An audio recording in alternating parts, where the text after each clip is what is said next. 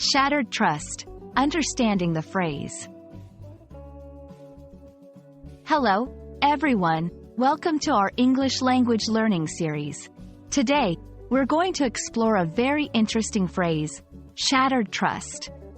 Trust is a fundamental aspect of our relationships and interactions, but what happens when it breaks down? Let's dive into this phrase, its meaning, and how to use it in conversation.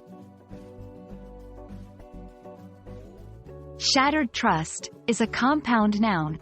The word shattered is an adjective, typically describing something that is broken into many pieces, often with force.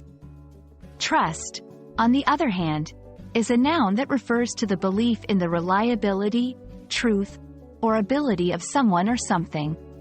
When combined, the phrase shattered trust conveys a deep sense of broken confidence or belief in someone or something, usually because of some action or event that caused a significant disappointment or betrayal. Understanding a phrase also involves knowing how to use it in sentences. For example, after the scandal, the public's shattered trust in the government was evident.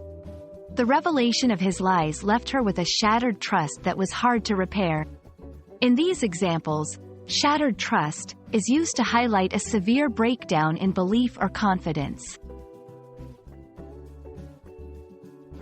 It's helpful to know similar phrases or synonyms to enrich your vocabulary. Phrases like broken trust, lost faith, or eroded confidence convey similar meanings. Each phrase, while close in meaning, has its own nuances and appropriate contexts. Discussing shattered trust also leads to the question of how it can be rebuilt.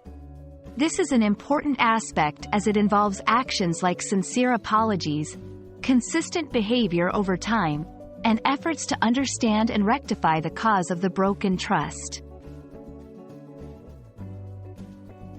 Understanding the phrase, shattered trust, gives us insight not just into language, but also into human relationships and the impacts of our actions.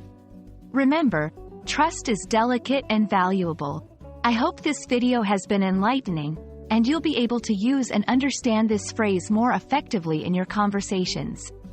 Thank you for watching, and keep learning.